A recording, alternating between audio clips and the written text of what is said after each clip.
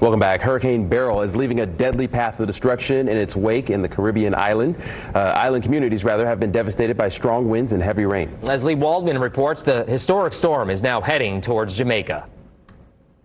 The death toll from Hurricane Beryl is rising, with fear that will continue as the powerful storm destroys island communities in the Caribbean. The island has been flattened.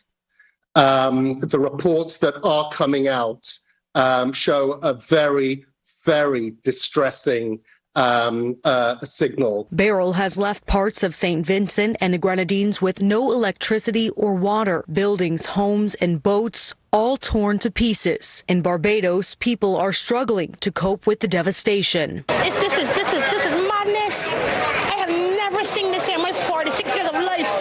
This is madness. The powerful hurricane is making history as the earliest Category 5 storm in the Atlantic hurricane season, with unusually warm waters adding fuel to the storm system. Jamaican officials are activating disaster response protocols in anticipation of Wednesday's landfall. They're warning people about life-threatening winds and storm surge. The weeks and the months ahead, as the islanders try to recover what they can of their lives and livelihoods, will be a significant challenge for them. I'm Lee Waldman reporting.